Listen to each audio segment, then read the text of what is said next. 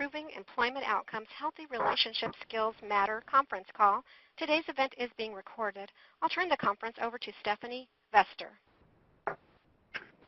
Thank you, and welcome, everyone. Thank you for joining us today for the National Resource Center for Healthy Marriage and Families webinar for OFA and OCSC Region 4 entitled Improving Employment Outcomes, Healthy Relationship Skills Matter.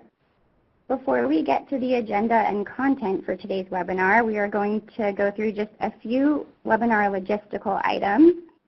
The webinar today will be an hour and a half ending at 12:30 p.m. Eastern Time. Audio for the webinar will be broadcast through your computer, so please make sure your speakers and volume are turned on. If you have any technical issues throughout the webinar or problems seeing the slides or hearing the presentations, please send us a message in the Q&A pod that is located on the bottom right-hand corner of your screen, or feel free to call us at 1-866-916-4672, and we will be sure to assist you. After the presentations today, we will have a Q&A session. We encourage you to type in questions you think of while presenters are presenting by typing them in the Q&A pod. We will be collecting questions as they are submitted, and then we will address those questions during the Q&A session at the end as time permits. Throughout the webinar, you can browse our web links by clicking on any of the links in the web links pod, and you can download materials by selecting Files in the Files pod. We will also be conducting a couple of poll questions throughout the webinar that we encourage you to participate in. Our speakers for today's webinar include LaMonica Shelton. LaMonica currently serves as the TANF Program Manager for the Office of Family Assistance within the Administration for Children and Families Region 4 in the U.S. Department of Health and Human Services.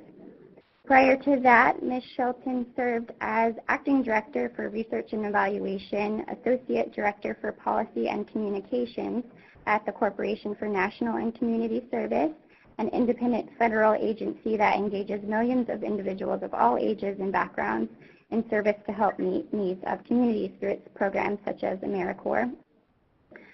Jackie Mull. Jackie is the Regional Program Manager for Region 4 Atlanta office, joining the Federal Office of Child Support Enforcement, OCSE, in November of 2008. She has over 20 years of child support experience.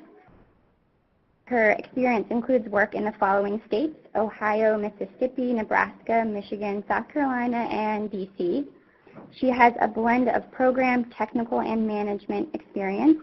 She has worked as a caseworker, child support director, compliance officer, hearing officer, IT business analyst, and IT project manager. She is also a graduate of Hamel College in Akron, Ohio, majoring in paralegal studies. And Robin Senesaul. Robin is a principal with ICF International and has served as the project director for the National Resource Center for Healthy Marriage and Families since its development in 2011. She previously directed the TANF Faith-Based and Community Organizations Collaboration Institute, a research-to-practice project which focused on developing and strengthening public-private partnerships to build capacity of TANF agencies. In addition to her federal-level work in family strengthening, healthy marriage, and responsible fatherhood fields, she also brings with her over 26 years of local government experience, specializing in strategic public-private partnerships to mitigate community distress, including broad expertise with family strengthening, child welfare, workforce development, violence prevention, and poverty reduction. She's a certified family life educator and has authored numerous publications on promising practices associated with serving low-income and culturally diverse populations. And so we're grateful to have our speakers here today. Moving on to our agenda, as you can see, our logistics and brief introductions of our speakers. And then we have welcome and opening remarks from LaMonica in OFA Region 4, welcome and remarks from Jackie in OCSE Region 4, and then our presentation from Robin focused on healthy relationship skills, their role in improving employment outcomes, and strategies for integration. And then after that, again, we will have a Q&A session So we encourage you to submit questions as they come in or as you think of them throughout the presentation, and we'll address those at the end. So again, welcome. Thank you, everyone, and I will turn it over to LaMonica to get us started with opening remarks. Thank you, Stephanie. Hello, everyone. As Stephanie said, my name is LaMonica Shelton, and I am the TANF Regional Program Manager for Region 4 in Atlanta. Thank you so much to both the TANF and the child support staff across the region for joining us today. We're happy to see that the state and tribal staff and staff who operate in local areas and counties have also joined. Thank you to the states for extending that invitation to your additional staff. We really feel that this webinar is very important for a number of reasons. First, this webinar is essential to continue this concept of partnership that we've been talking about for a long time. We realize we don't want to just talk about partnership for partnership's sake, but we are intent on actually working smarter and more effectively together. So as you're well aware, many of the TANF and child support families overlap, and together we continue to think about ways we can support those families, support their family well-being, and support their employment success. And we hope that this webinar takes another step in that direction. Second, we always want to have next steps from our regional meetings so that we are not just sharing and taking in information, but that we are continuing to build on that information and to utilize that information thereafter. Many of you came to the Atlanta Regional meeting last month, and you heard from our featured speaker, Robin Senezal, and she talked about case management strategies. And I think that this webinar is a nice follow-up to that conversation we started there. But nevertheless, if you were not able to attend that interagency meeting in Atlanta, you still will be able to benefit significantly from this information today, just like every other participant. And lastly, we want to continue to offer concrete and practical strategies and resources to you as you serve families along their pathway to obtaining and sustaining employment. And we hope that our meetings and our webinars, such as this one, further open up avenues for you all to share with one another, to share information, to share resources, to share ideas that you're thinking about, to share ways that you're trying to be innovative with one another, just to share what you're doing. And we hope that today this webinar also provides an avenue for you to communicate with one another across states, across counties, across the region, across programs even. So not just child support or TANF to TANF, but TANF and child support together. So again, thank you for participating, and I will turn it over to Jacqueline Mull. Good morning. Like Monica said, I really do appreciate the opportunity for us to further explore our partnerships and how we can best serve the clients that we have in common. I think the big thing that occurs with partnership is we learn more about each other's programs. Our programs serve the same population, but we don't often know what each other does.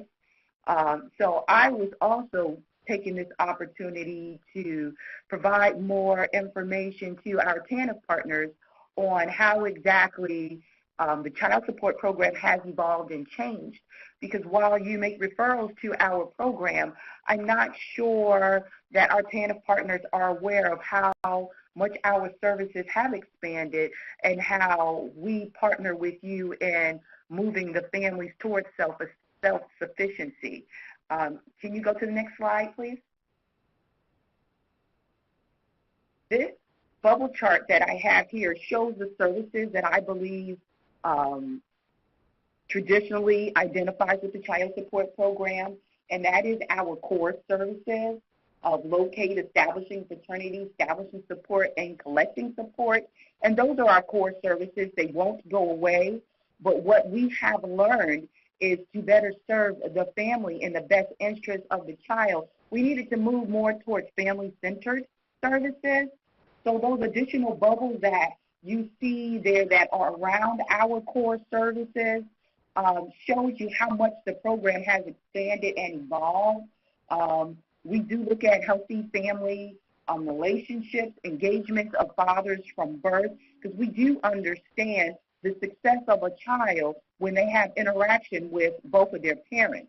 It's not just about collecting support and having a father meet their financial need. It's about engaging them so they play a role in the child's growth and development, because we know, again, that increases the child's opportunity to succeed. Economic stability, we are definitely partnering with you on that and with the Department of Labor, and like LaMonica indicated from our joint meeting and some of what Robin shared, is we understand that successful employment better serves all parents, all participants that we serve. So our primary focus is on assisting the non-custodial parents or the non-custodial parents with securing employment so that they're able to secure and pay their support.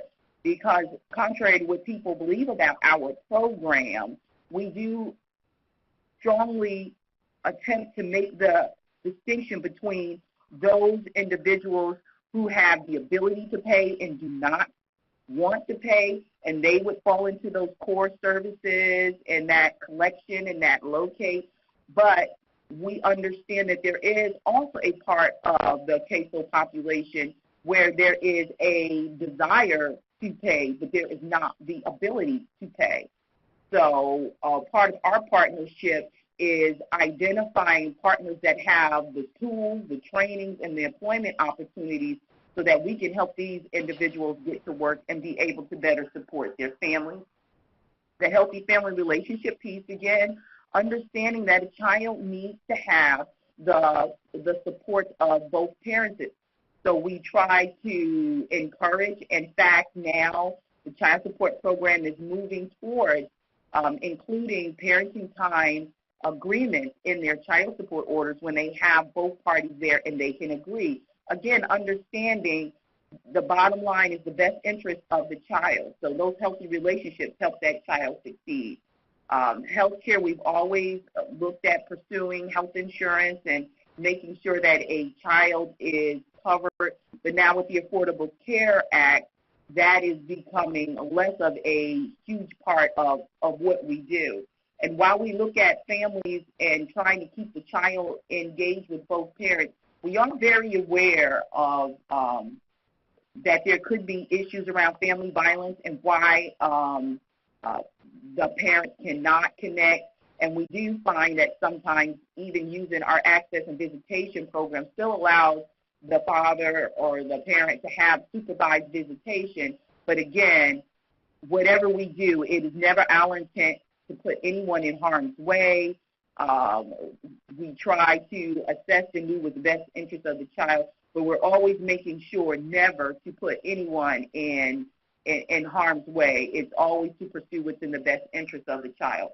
And the last bubble chart there that I'm going to talk about, which is a clear shift in how the child support program has evolved, child support prevention. We don't want people to need our services. We go into schools and we do outreach to young people, and we talk to them about what are the consequences of becoming a parent too young, and what it not only does to the success of your child, but what it does to your own success. The consequence that you pay is not financial. The consequence that you pay drastically changes your life and your future. So we go in and to the schools, the high schools right now, and we talk about prevention. And many of our state programs now have a huge prevention piece where we're talking about talking to young people about not becoming parents too soon. So that is a piece that we're excited to have, because if we can make sure young people don't become parents too young, then again, that's the success of that young person, because they really are still a child, but yet a teenager. So this is how our program has evolved, and this is how much it has changed.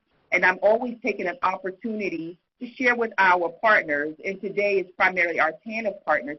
So you keep in mind when you are providing services to your TANF participants, understand when you make a referral over to us, your child support partners, how much we are trying to do and how much our success is tied to your success. And I think Robin's presentation at the interagency meeting in May also showed us how better we can do that together. Sometimes we always talk about partnerships, but we kind of stumble through it. We don't know what each other does, and we need help getting there.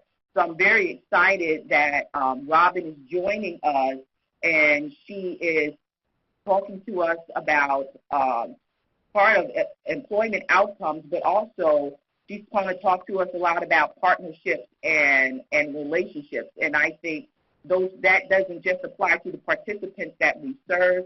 It applies to us in identifying how to serve those participants. So I appreciate the opportunity to share with you about our family-centered services approach, and I hope that you keep that in mind when you are serving the participant and making a decision on making a referral to us. And with that, I'll say thank you, and I will turn it over to Robin. Thank you so much, and thank you for the opportunity to share some time with you guys today and talk about the National Resource Center for Healthy Marriage and Families. I really applaud both TANF and Child Support Services for the proactive approach that they're taking to getting this information out and to working towards a holistic approach to serving families. It really is the only way that we can effectively serve low-resource families and move them to self-sufficiency. So I certainly applaud that and look forward to sharing some information with you. We're going to try to be as interactive as possible, so I do have a couple of videos that I'm going to be sharing, and we have some poll questions. We also encourage you to, if you're on Twitter, feel free to tweet. Our hashtag is on the slide that you see, and be sure to type your questions in as they come up so you don't lose them, and we will respond to them when we get to the end of the presentation. So with that, let me tell you a little bit about the National Resource Center for Healthy Marriage and Families. We are funded out of the Office of Family Assistance and intended to support ACF's mission. We serve as a national repository for healthy marriage and relationship education. We gather, develop, and disseminate timely, relevant research tools and other resources for free, by the way, on topics of interest to practitioners, researchers, and policymakers. And we have resources that can be simply downloaded and shared with families as well. And the other aspect of our purpose is to assist public human service agencies in integrating healthy relationship education skills as part of this holistic approach to strengthening families. And so with that, as we get started talking about healthy relationship education, I have a poll question for you.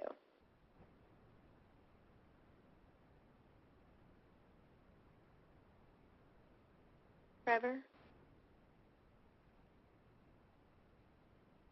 There it is. Okay, so what I want you to answer for me is, which of the following attributes do you consider to be the most important in a healthy relationship? Communication, mutual respect, financial stability, shared values. If you haven't, all you have to do is click on it if you haven't ever done these polls.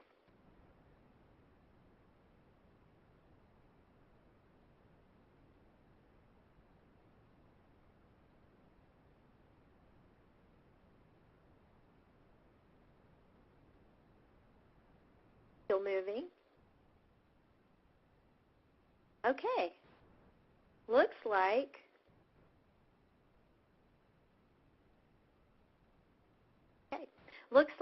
about 72.4% said communication, 16.5% mutual respect, 2.76% financial stability, and 8.28% shared values. Well, the answer is whatever you think is the most important attribute of a healthy relationship. There isn't anything that specifies what exactly is the most important attribute of a healthy relationship, but what usually comes up whenever I ask that question, it's interesting, financial issues are one of the number one stressors that impact families, but it's often not indicated as something that we think is a most important healthy attribute of a healthy relationship. So when we think about healthy relationships, what we are really reflecting on are our own experiences. And so if communication is the most important thing to you, then it's the most important thing for relationships. Family stressors is another area that is unique to individuals. We may have some common stressors, but the more important stressors are the things that most negatively impact us, varies from individual to individual based on our previous experiences. In the natural process of things, we typically would learn about healthy relationship attributes from our family of origin. We would learn, communication, conflict management, parenting, financial education, how to manage our money. We would learn all those things in that family of origin. And we would also learn how to cope with stress. When we're a child and a toy breaks, we take it to our parent, and our parent soothes us and fixes the toy. And that's kind of how that natural process evolves. We learn how to communicate, and we learn how to deal with life's natural stressors. Unfortunately, dysfunction can disrupt that process, and that makes it difficult for some families, for children growing up in some families, to learn this through the natural process. And a lot of times when we use the term dysfunction, our mind goes to the deep end stuff, substance abuse, violence in the home. But some of the disruption and the dysfunction in the house can be related to things that are really beyond our control. For example, if there's someone who has a major health issue in the home, that may be a distraction. Single parents with multiple children, sometimes they just don't have the time. Maybe they're working multiple jobs. So there are lots of different things that can be going on in a home that can kind of get in the way of this natural process. You think about the disappointment of a child who loses on a baseball game, but their parent's not there to soothe them. So that type of thing. Stress is a huge issue, even for adults. But it also exists for children, and it's important for us to understand the concept of stress in its healthy form versus its unhealthy form. Positive stress is normal. It's part of every day. It's the thing that helps us stay on task. It's like that stress of knowing you're running late because you don't want to be running late for work, but it's a good stress. It's not something that's long-term or damaging. And then there's tolerable stress. There's that stressful project at work or that stressful situation at home. It could be a health crisis. It could be all kinds of things going on in the home that creates this tolerable stress.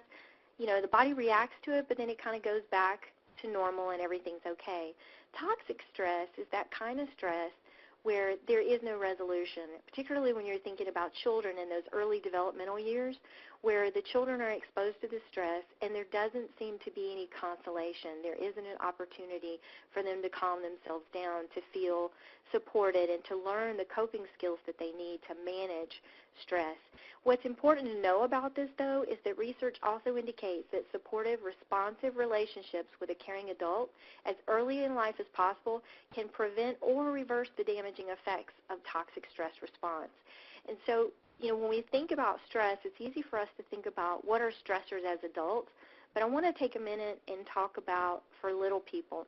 And this is extremely significant to the work that you're doing, because not only are you dealing with adults who are responding to stress, but you're also dealing with adults who are parents, and helping them better understand how stress affects children can be very helpful to them in kind of breaking that cycle. So with that, I want to show a quick video on how quickly children can respond to stress.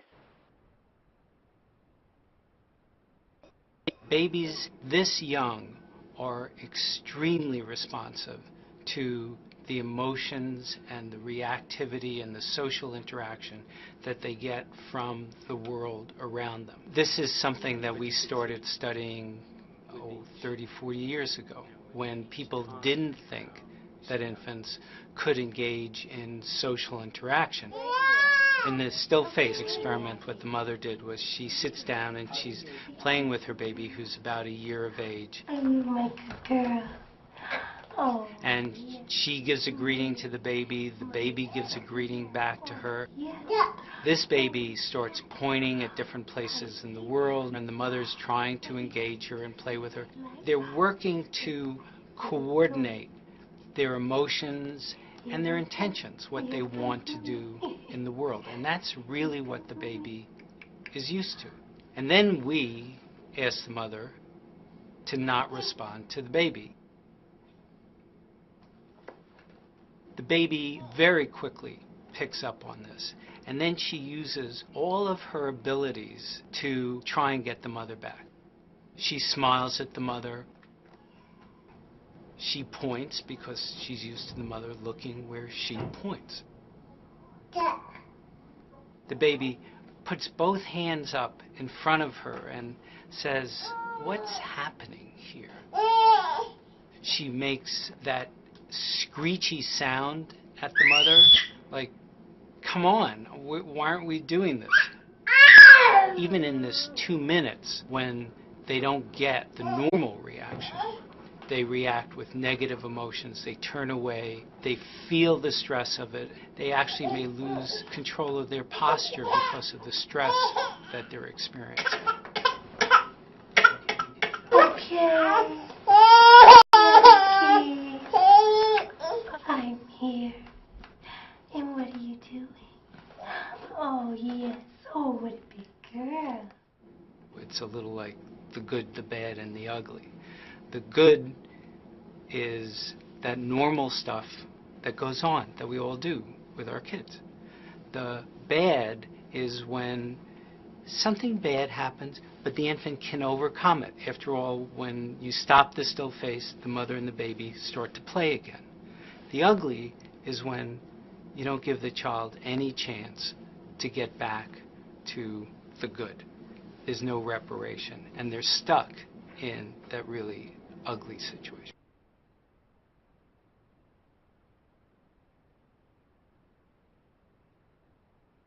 So in the video, we see how quickly this infant can move from happy to a stressed out state. And I think that this is really important for a couple of reasons. You know, first of all, thinking about the parents, stress can sometimes be immobilizing for us. And whenever there are children involved, if we are immobilized with our own stress, then we are not responding to their needs perhaps as much and as often as we should. We're not interacting. And young parents don't even sometimes understand the importance of that verbal interaction with their children. You know, they put them in a bouncy seat and they do whatever they need to do, and sometimes that's what we have to do. But understanding how important this interaction is key, I think, to serving both parents and children. It's also important to be mindful when we think about stress and average childhood experiences that not every child experiences the same event the same. As you see from this picture, one of the children seems to be having a really good time, the other one not so much. And I think that's something that we have to be mindful of. We can't box everyone into one category and assume just because they've had a certain experience that they're all going to turn out a certain way. We need to think of folks as individuals and understanding their individual experiences. One of the popular conversations is the Adverse Childhood Experiences Study. This Adverse Childhood Experiences Study, also referred to as ACEs, was conducted by Kaiser Permanente, looking at 17,000 individuals. They looked at these older individuals and their health issues and then asked them to fill out a self-reporting questionnaire on their childhood experiences within their family. In that questionnaire, they were asked about 7 categories. These 7 categories that you see, including childhood abuse, where actions took place directly towards the child, and exposure to household dysfunction during childhood.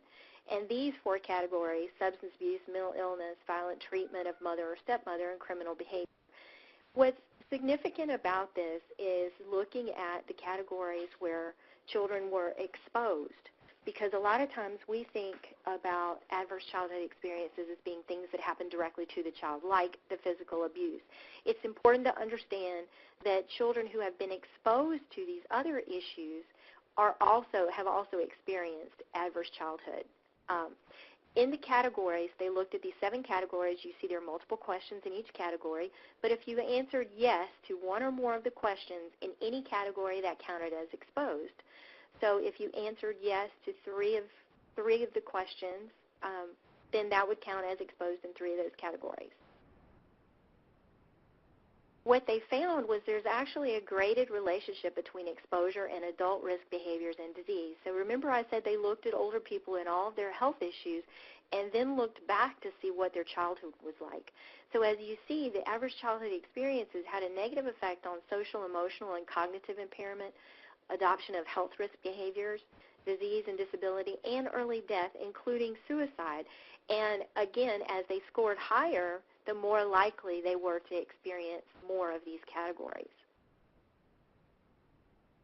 So what does that look like? 4 or more categories, a yes in 4 or more categories meant basically that someone was 4 to 12 times more likely to suffer increased health risks, alcoholism, drug abuse, depression, and suicide attempts, 2 to 4 times more likely to experience smoking, poor self-rated health, greater than 50 sexual intercourse partners, and sexually transmitted disease. 1.4 to 1.6 times more likely to suffer from physical inactivity and severe obesity. I am sure that if you think about many of the clients you serve, many of those clients are dealing with some of these issues, and that may be linked in effect to early childhood experiences. So what does all this really mean to us? What it means is that childhood matters. It means that how we learn to deal with stress and how much stress we have to deal with, plus the number of adverse childhood experiences we've been exposed to, divided by a concept called resiliency. And resiliency really is kind of the balancing act that we do. It's the how much positive experience we've had versus how much negative experience we've had and how we balance that out. So obviously if we have better coping skills, that minimizes some of the stress and some of the impact of adverse childhood experiences. If we lack those coping skills, then the pendulum tilts the other way, so to speak. And all of that actually adds up to how we do in terms of developing the brain components that relate directly to executive function and self-regulation. And these are mental processes that enable us to plan, to focus attention, to remember instructions, and to juggle tasks. So I want to talk a little bit more about that. I want to share a video with you that really gives, I think, a really good overview of what this executive function is and what that means.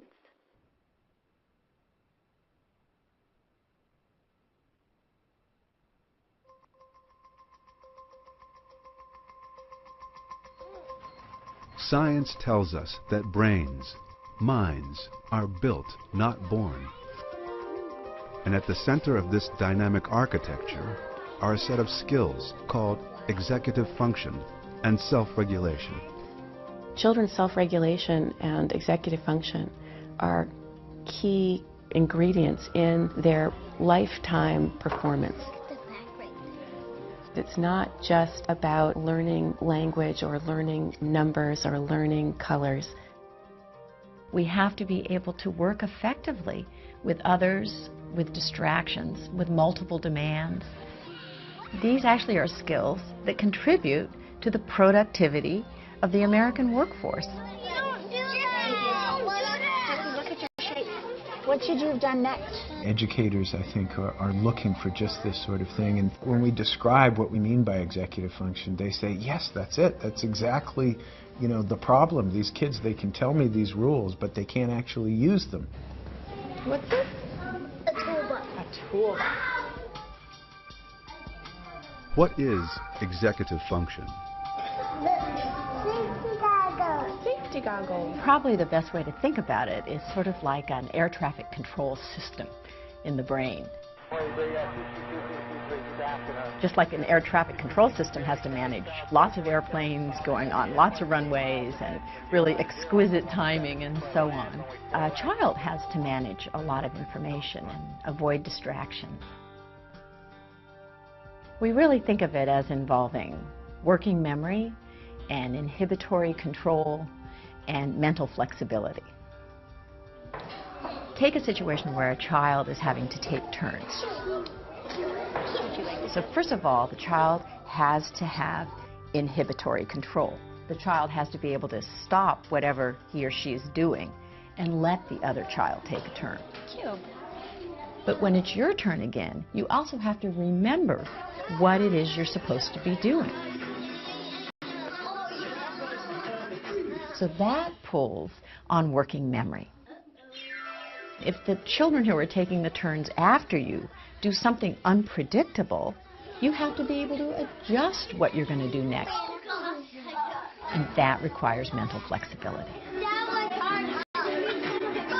Children who are struggling with these capacities often look like children who just aren't paying attention, or children who are deliberately not controlling themselves.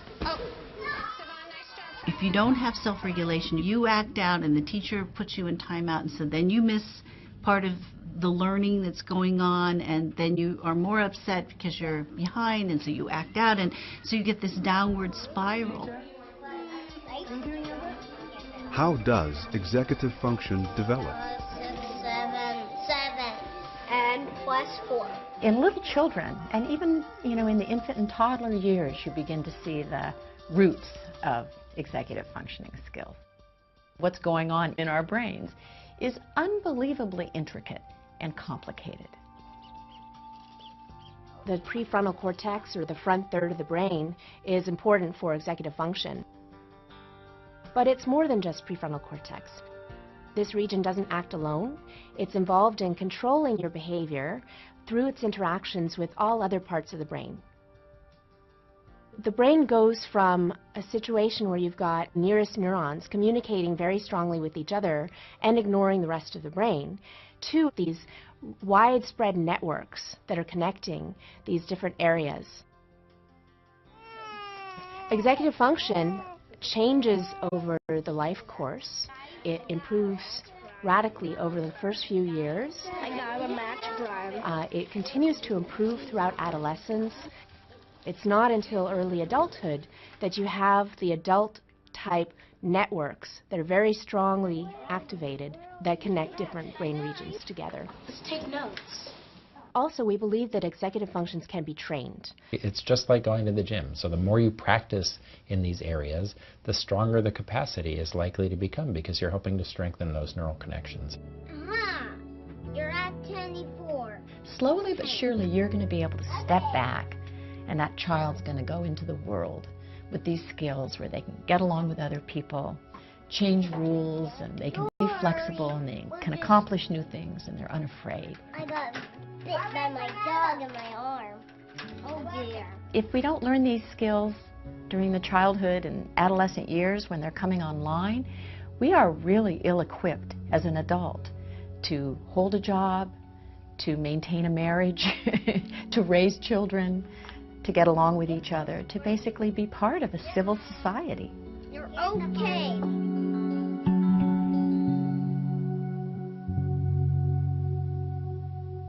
So in the video, we see this experience with little people, but fast forward, without the opportunity to strengthen these executive function skills, fast forward to teenagers, and these are the very teenagers who are struggling in school and winding up getting into trouble and on the juvenile justice path.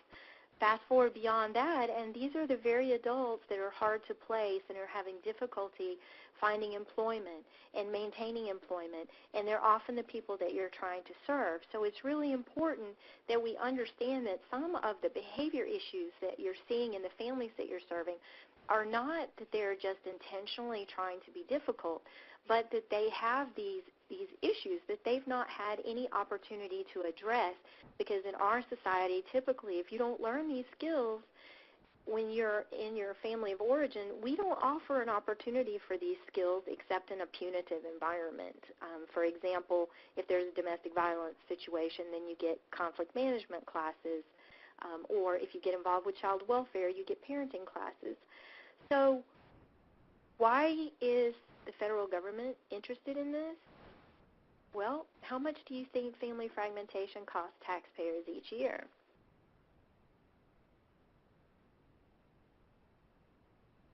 Less than $1 billion, 1 to 50 billion, 50 to 100 billion, or more than $100 billion a year.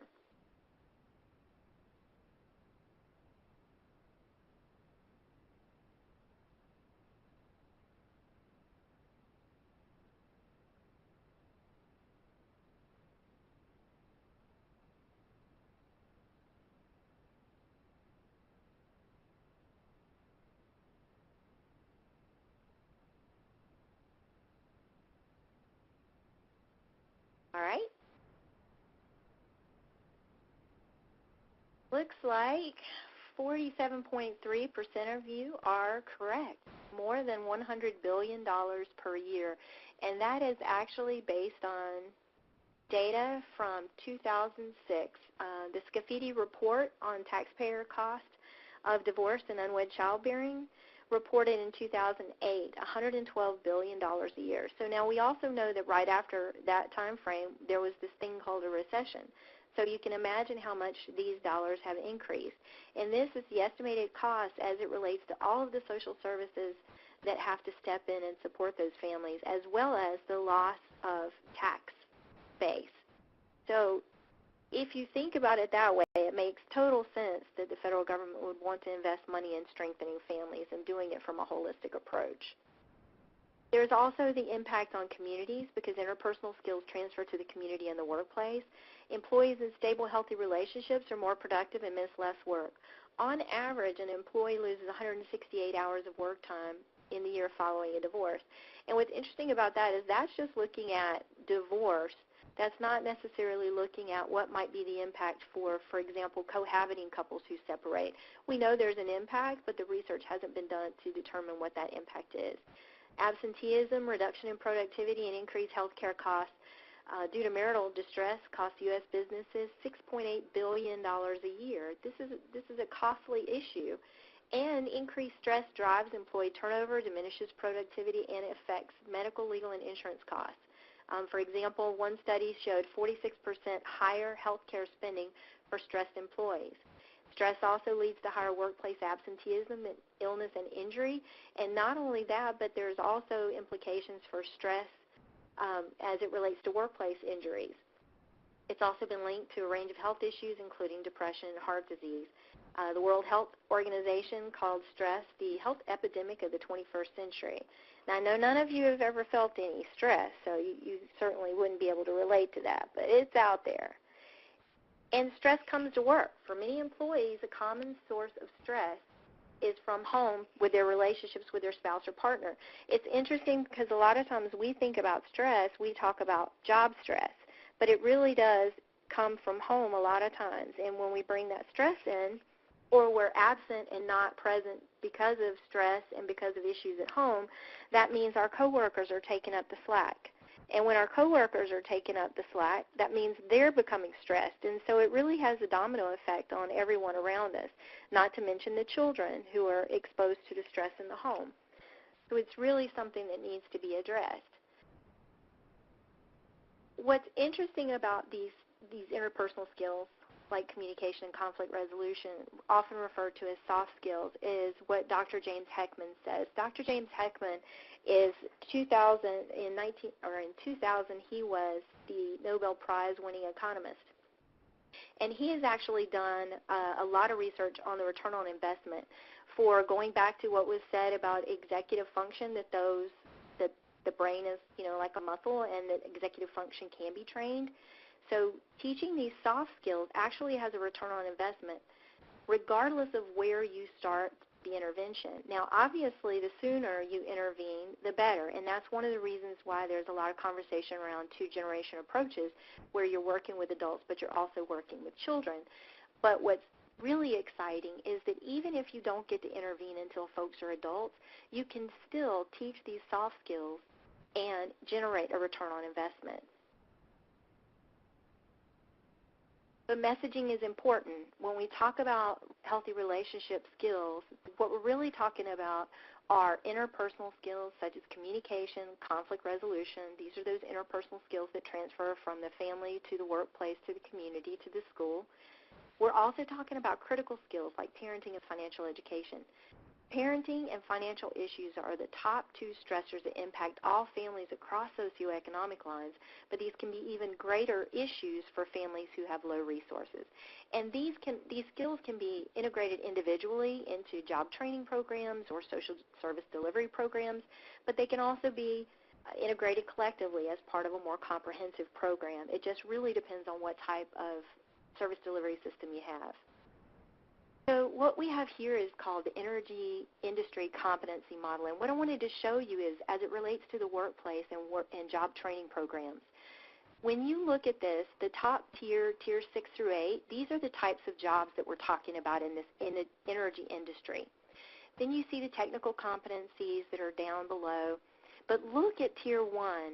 One of the first things that they have in this foundational tier is interpersonal skills. They also have things like flexibility and adaptability. Now think back to some of the words we heard in executive function. Looking at tier 2, we've got writing, listening, speaking, communication skills. Tier 3, we've got teamwork, problem solving, planning, following directions. All of these things relate to what we heard in terms of executive function, yet these are not the skills that most job training programs train on. The expectation is that you already have these skills and they train on the technical competencies up above. So for families who get into job training programs that only focus on technical competencies, if they didn't already have this foundation, even if they pass this training program, they're not likely to be successful in that industry. And that's one of the reasons why it's so important how you, as folks interfacing directly with these families, how you interface with them, using interviewing techniques and strength-based approaches, because the goal is to build a partnership with the individual to help move them along the continuum to self-sufficiency, not the old case management type approach where you just give them a list of things they have to check off in order to move to the next phase. But staff foundational principles that lead to economic stability and employment. Things need to be strength-based. Coming from a strength-based approach for adults, it's much more important. And the concept of motivational interviewing and a conversational approach, which is really about building rapport with the person that you're meeting with, improve active listening. If you're staring at the computer filling in a form, never making eye contact with the person sitting at your desk, you're not building rapport. These are important strategies to help build their self-sufficiency. So thinking about staff, key, power of a caring staff. We've heard it before, people don't care what you know till they know you care. It's so true. The strength-based approach, they need to feel like you're a partner in moving them forward on whether it's meeting the needs of their case management as it relates to child support or TANF.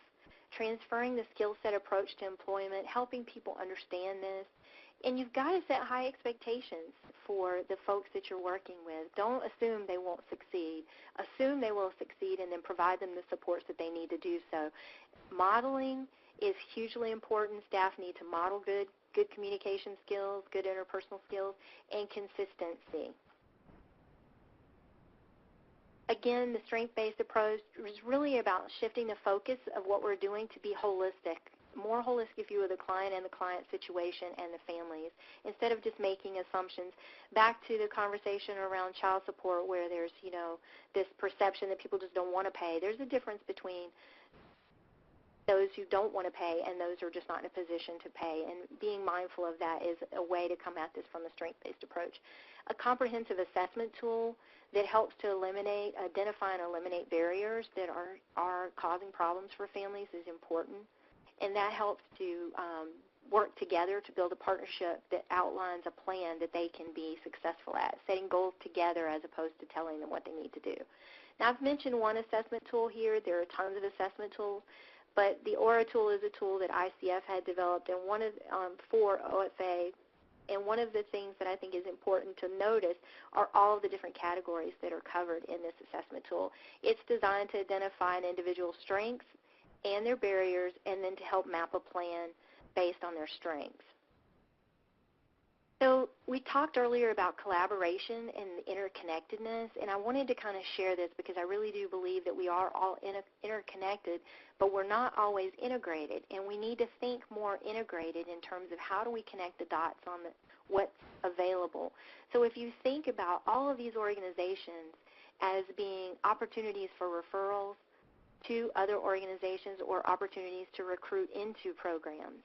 And Healthy Marriage and Responsible Fatherhood and Reentry programs, there are 98 of them that are funded across the country to provide these specific skills that I mentioned: communication skills, conflict management, parenting, and financial literacy.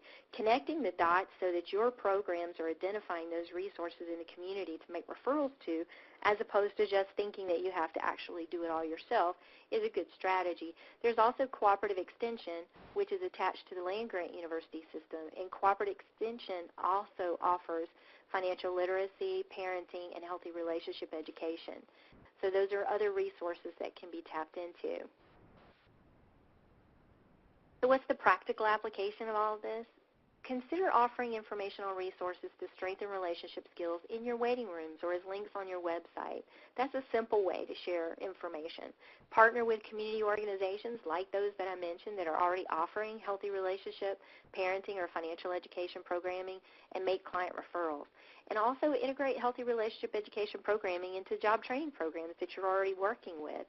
There are lots of easy ways to integrate these skills and share this information, and it doesn't always have to be a class. The Resource Center offers research that supports and promotes the integration of healthy marriage and relationship education skills, and we have resources, tips, tools that you can use and you can share with the families you serve. We've got a great collection of materials that you can just print out, and you'll see some really relevant resources in the box to the right that says Files that you might want to consider downloading. Again, everything that we've developed is research-based. It's all free and it's all available on our website. But we also provide training and technical assistance for free to support stakeholders like you as you work to figure out what are the strategies. So, for example, we could coordinate with you on your strategic plan and help you figure out, well, what makes sense based on your service delivery system. We offer a free research-based curriculum that is available on our website in our virtual training center. It is Strong Relationships, Strong Families, and we worked with Dr. Dave Schramm from the University of Missouri to adapt this curriculum.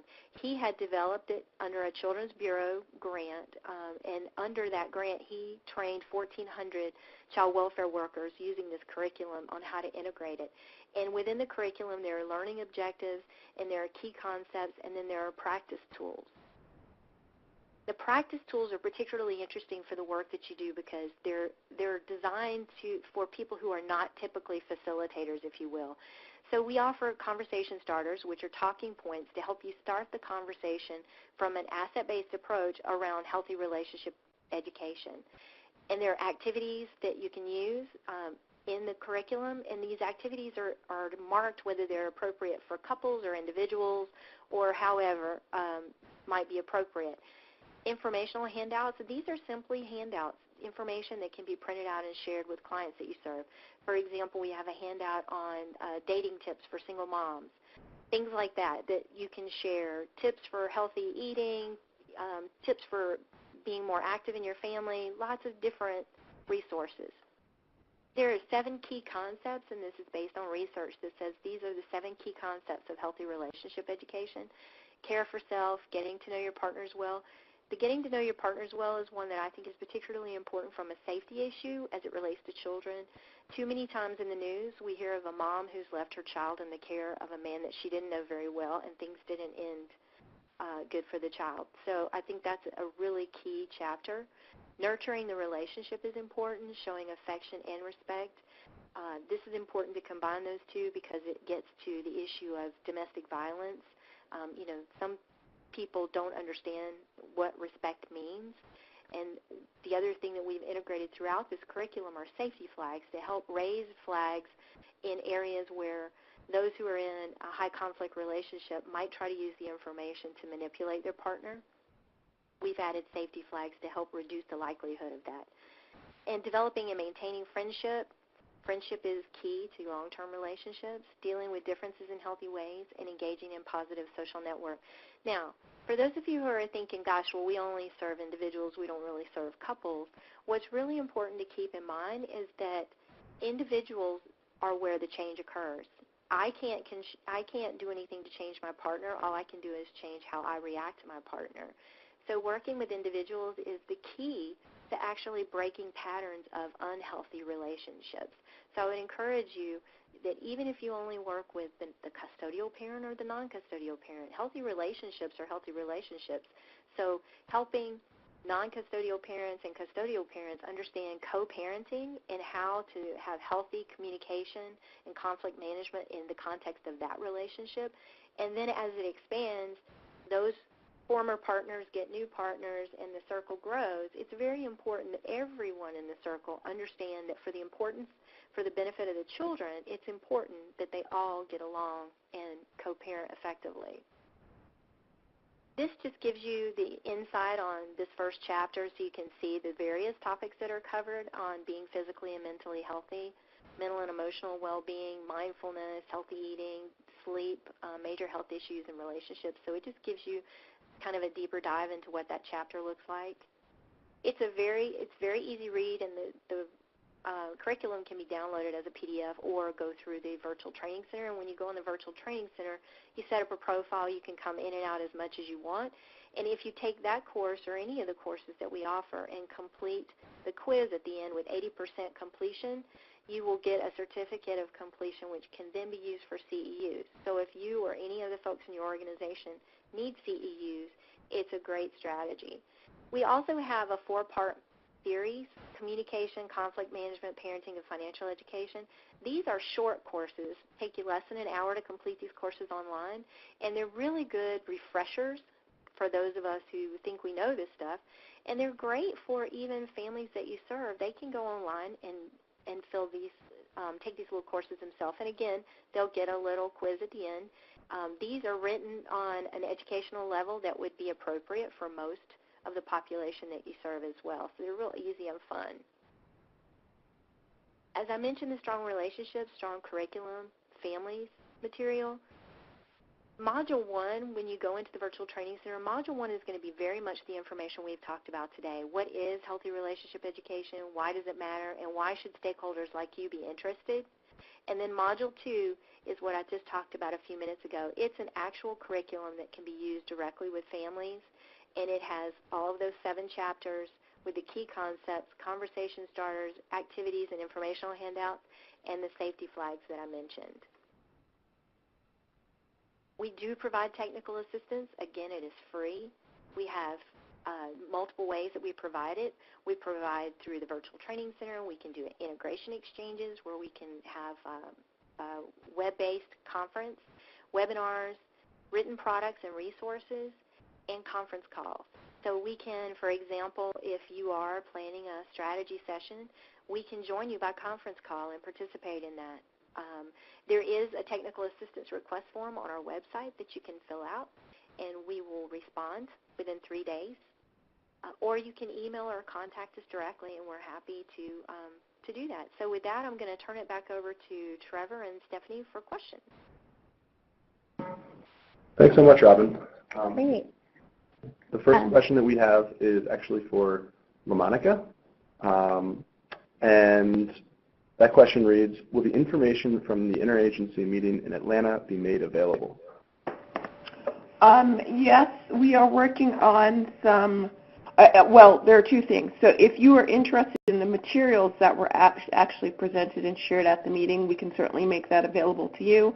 You can get in contact with me directly or in contact with someone in your state who attended that meeting. But for me, my email address is my first name dot last name, lamonica.shelton at acf as in frank.hhs.gov. That's lamonica.shelton at acf.hhs.gov. And then we are also working on some follow-up materials to share with you all, so that will be coming in the future. So those are materials that were not presented at the meeting, but certainly take off from the discussions that we had at the meeting. Thank you, LaMonica. I also wanted to quickly remind the audience that if you do have questions, you can use the bottom right-hand pod on your screen to type in the question, and we will place that in the queue. The next question is for Robin. And the question says, what resources do you have that states could access immediately, specifically with regards to partnerships and domestic violence? Well, a couple of things. If you visit the Resource Center website and you look under Strategies for Integration, we have an entire section on partnerships. And in the section on partnerships, we have all kind of cool stuff, including sample MOUs and clarification around, when you might want to use a memorandum of understanding versus when you might want to use a pay-for-performance type agreement. So we have a lot of resources there on partnerships. We also have a tremendous number of resources as it relates to domestic violence. We have a family violence prevention toolkit, which you will see in the files download box to the right of the screen. That is an amazing resource, and what it really does is it is speaking to specifically organizations like yours who are not responsible for addressing domestic violence or child maltreatment, but are working with families who have been possibly impacted by those issues. So I think it's a great resource. You can download it immediately from the box. You can also go to our website and you'll find that information. We also at the Resource Center have a family violence prevention advisory panel, which is made up of a group of fabulous folks from around the country who work on these issues from varying perspectives, from the research perspective to the men against violence against women perspective to the LGBT community perspective. So we have lots of those resources there. Great, thanks. As a quick follow-up to the resources, are materials available in different languages? We do have some materials that are available in Spanish. We are this year actually moving in the direction of creating more resources that are available in Spanish. Previously, we were focused on, since our primary target are governmental agencies, and in most of those agencies, English is the spoken language by on the government side, I should say. So we are moving in the direction of increasing our Spanish-speaking materials, but we haven't gotten a bunch of them yet. Thanks. The next question says, what tools are available for TANF case managers?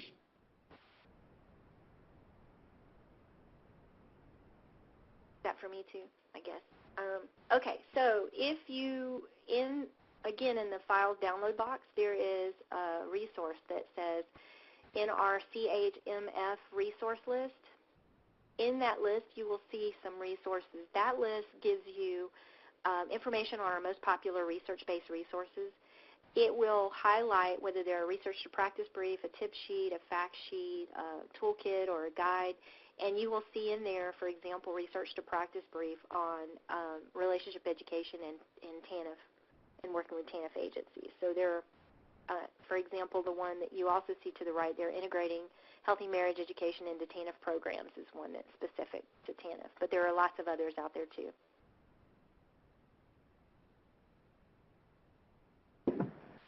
Okay. The next question is open to everybody. It's about next steps. What are some good next steps following this webinar? And what other resources do you recommend we access that align with today's discussion that might not have already been mentioned?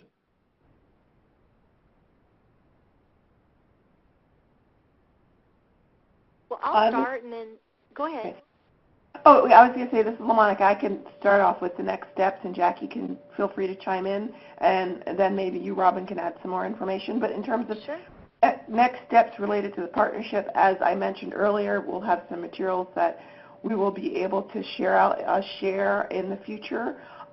Certainly, if you have some suggestions, because we've been partnering for a little bit of time and we've been trying to build on that and grow that partnership more, if anyone has any suggestions about things they would like to see happen, whether that's in regards to a future in-person meeting, whether it's related to a webinar or a conference call, any other things that you would suggest that will be most helpful to you and to case managers in their work, we would definitely love to hear some of those ideas.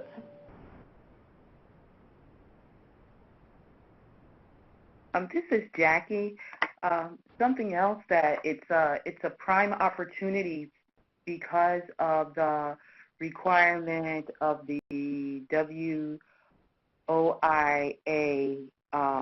requirement that it is really pushing the partnership. So if you are not aware of whether or not your agency is included in, because that each state had to submit a plan on how they were going to work with their program in an effort to implement the Workforce Innovation Opportunity Act. So it's a good time for you to reach out to maybe your other state agency partners and learn if you were included in that plan, and if you were not, because child support is not a required partner, but in some of our states, child support has been invited to the table. But if you have not been, this is a good opportunity to share how and why you should be. We started building that bridge during our meeting in May.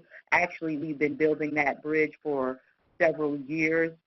So we've had some states come together and put together action plans that help them work across their programs, identify where they are, where they can potentially share resources, make referrals to each other, or how they can work together. So I think it's a prime opportunity for everyone to ask the question of who are we currently partnering with? Are we part of this plan? And if we are not, figuring out how to come to the table and explaining how you are a valued partner and should be included. Robin? Well, I mean, I think all of that sounds great, and we can support any of that would be helpful. I would also suggest that as a next step, folks visit the website. The web links are in the box to the upper right of the screen as well. Check out the Virtual Training Center, and encourage colleagues to maybe go through Module 1 in the Virtual Training Center so that they get this information. Today's webinar will be archived on our website once it's 508 and everything as well, so I would encourage others to do that, because sometimes it takes getting the buy-in of all the right people in order to move forward on these things. But I am happy to support any next steps anyone would like to make and brainstorm on ideas as well.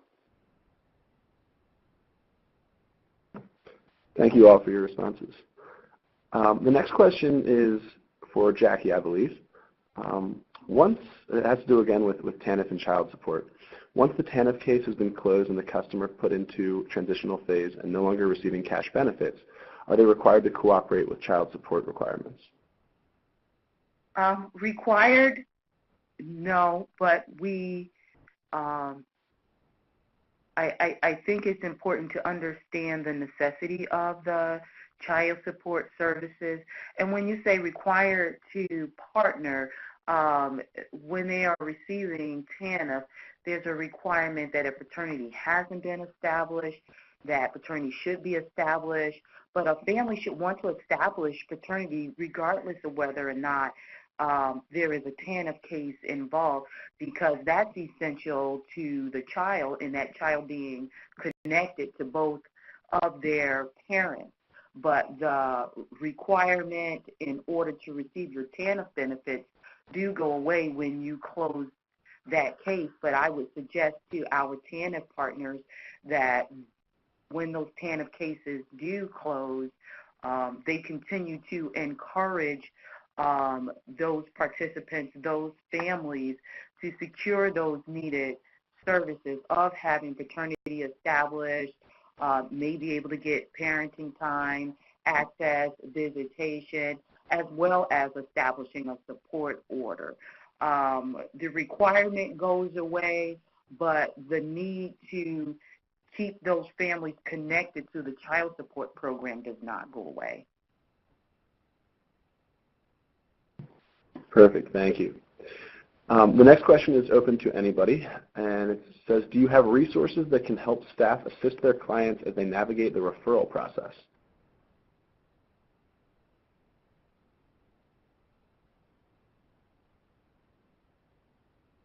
This is Jackie. I guess I'll go first.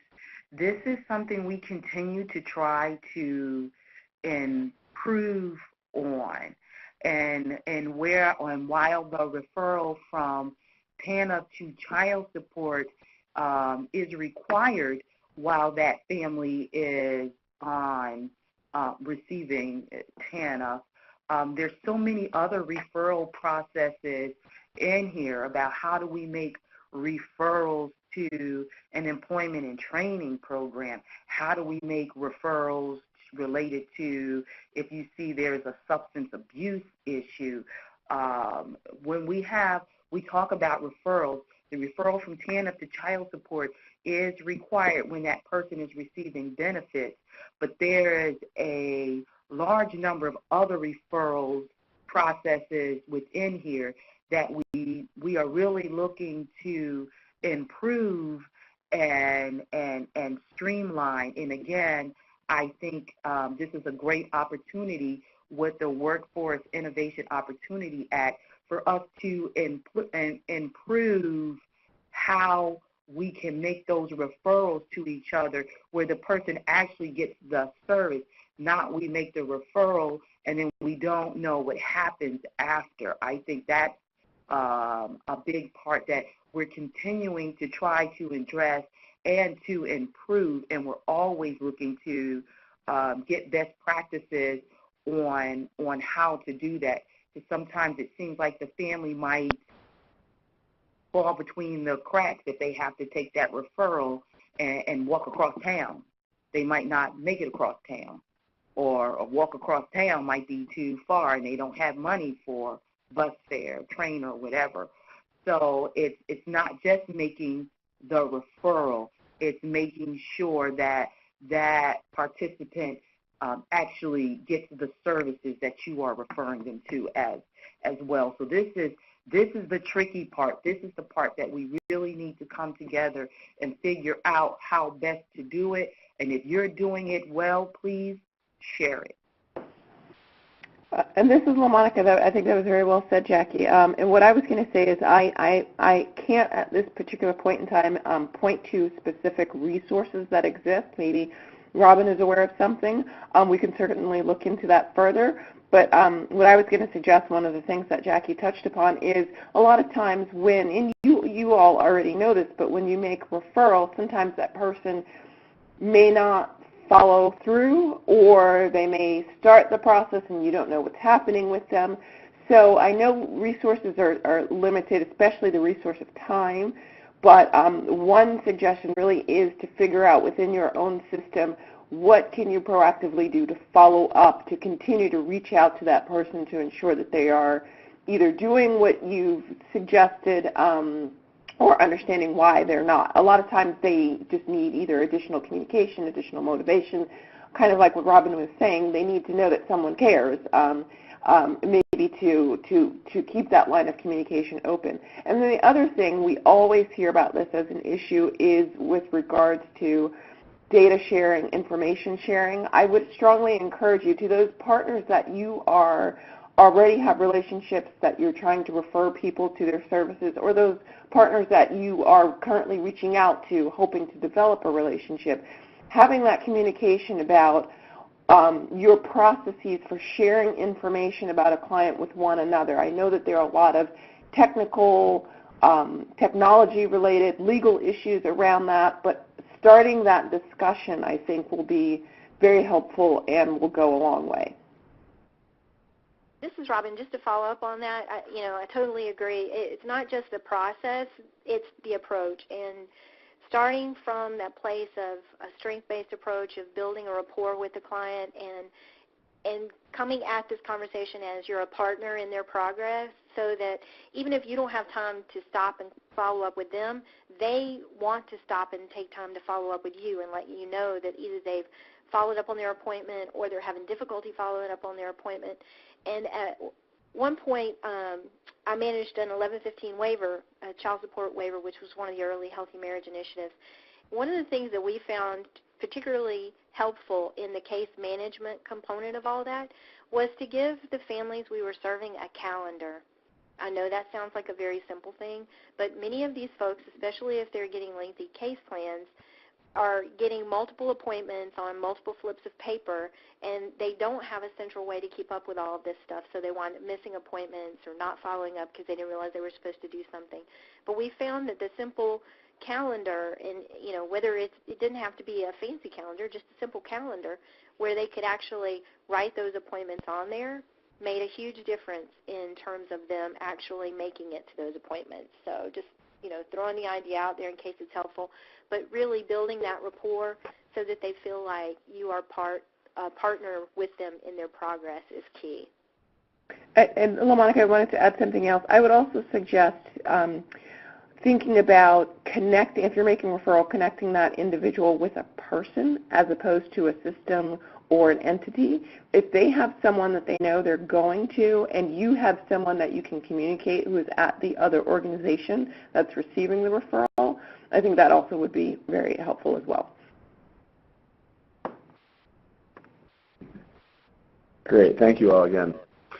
The final question we have is for Robin. And the question says, selecting the right partner and right curriculum can be tricky. You mentioned healthy relationship skills curriculum, but what about soft skills curriculum generally? For example, sometimes when people have trouble in a relationship, they then may not even communicate with their supervisor about coming into work. They simply might not show up. The two issues are very linked. What insights can you offer here? What should we be looking for, and can you help us as we go through that process? Well, we actually do have in the virtual training center, there is a tutorial on a curriculum guide that we created. That the curriculum guide highlights free and low-cost curriculum, and in the guide you can see who the target audiences are and what are the content areas. And the tutorial will kind of help you navigate through there to make sure that you're picking out a free or low-cost curriculum that would be appropriate for addressing these things. But I think that the soft skills that you're referencing in terms of not communicating with an employer when they are not going to show up for work, I think the soft skills need to be built into all workplace training programs. I think all job training, if you're a TANF agency and you're putting people into programs to prepare them for work of any kind, I think soft skills need to be a part of that. We've got to change the culture to making these skills available to folks throughout the community, as opposed to the perception being that they only get these skills if there's a problem, because that's part of the problem, is that people don't talk about the challenges because there's some perception that they're magically supposed to know all the answers anyway. Children don't come with instructions, spouses don't come with instructions, but we're still supposed to manage. And I think if we can look for opportunities to share information on how to effectively communicate, whether it's 10 tips for healthy communication on a handout in a waiting room, or it's a course that they can go to, or it's built into job training programs. I think we need to look for all those opportunities. But we do have additional curriculum options that are available. They're free and low cost. There are a number of curriculum that are out there in the world. We just typically focus on the free and low cost. They're all research-based, but we focus on free and low cost because we do realize that most governmental agencies don't have a lot of extra money to spend on facilitators and curriculum.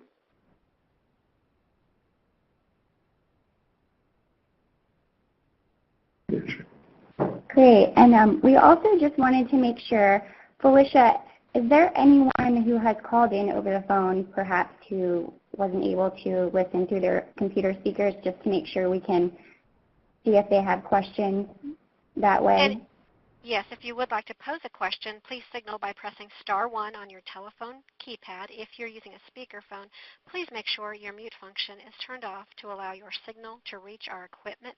A voice prompt on the phone line will indicate when your line is open. Please state your name before posing your question. Again, that is *1 to signal for telephone questions.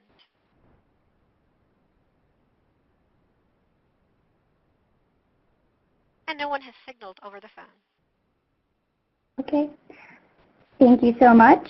I think that's all the questions that we have received online as well. So I just want to give the opportunity for Robin, LaMonica, or Jackie to say any final words before we close out the webinar. This is LaMonica. I can start. I have a few things that I wanted to say. The first is a little bit of a plug. I want to go back to what Jackie Mull from Child Support was saying earlier about what Child Support does when TANF makes referrals. We talked about, in the very beginning, our overlapping clients between TANF and Child Support. But oftentimes we hear people say that we want to be sure a custodial parent gets child support and then can come off the TANF rolls because they're receiving that child support. And I want to encourage the TANF staff to continue to work with the custodial parent on her or his well-being and employment goals and employment strategies, because it is an important track for that custodial parent to obtain her own or his own self-sufficiency, so that he or she is not just relying on child support payments. So that was my plug. But the other things I wanted to say is, I like that the information and resources that Robin has pointed to really relate to ACS 2-generation priority, because we spoke about services and resources that are available for both the child and the adults in the family. And I encourage those of you who are listening today to share this information with others that you work with, your colleagues, and to also look at the resources shared, to follow up with the National Resource Center to obtain both technical assistance and training. I mean, how often do we hear about things that are free? I mean, that's a really important word. And then I encourage you to reach out to one another to share ideas about today's topics and, of course, other things. But it really would be good for you all to begin to connect and to think together about sort of your own next steps, or to share what has worked or what hasn't worked for you, or what you think you're going to try. So thank you again for participating, and then I'll turn it over to Jackie and Robin. And this is Jackie. To follow along with what LaMonica has indicated, when you're looking at a partnership with your sister agency or building a relationship, I don't think we even have to look at it as being this huge task you have to take on. Sometimes if you're located in the same building within a county, then there's something that you can do right there within your county that will help you improve that connection of making sure that those individuals and those families get service. And as I stated earlier, child support is not a mandatory partner, but I would go as far as to say it is a critical partner in moving the family towards self-sufficiency and in the overall success of the child's future. So when you are having the conversations of who should be at the table, I would definitely like for you to consider that. And again, partnerships don't have to be huge and cumbersome.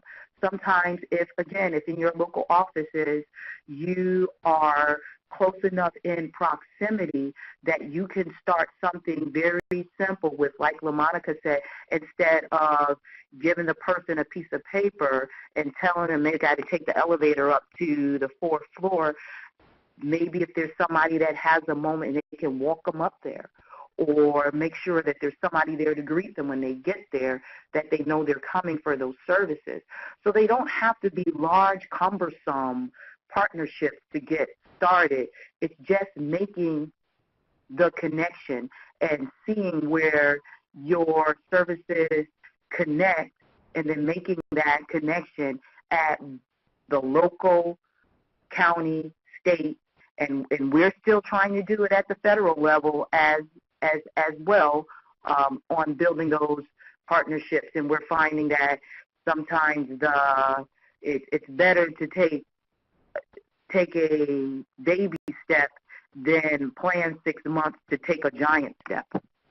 So with that, I encourage you to look for ways to connect to each other, always keeping in mind that our common goal is moving the family towards self-sufficiency and trying to make sure that child has a successful future. Thank you. This is Robin. Just thanks again. I so appreciate everyone taking time out of their afternoon to listen to us talk about this important topic, and I applaud the efforts that you guys have taken already to collaborate and to work holistically to strengthen families, and just keep up the good work. Please let us know how we can help. That's what we're here for. We do have tons. I mean, in addition to the resources we've talked about today, we have almost 1,400 research-based resources in our library. So please feel free to visit the website. If you have questions, let us know. We even have a person who actually answers the telephone in our call center. So here's all of our contact information. Feel free to reach out to us, whether it's by email or phone or however. And do please follow us on Twitter if you're on Twitter. But with that, I will turn it over to the team for the questions that come up at the end of our presentation. And thank you again.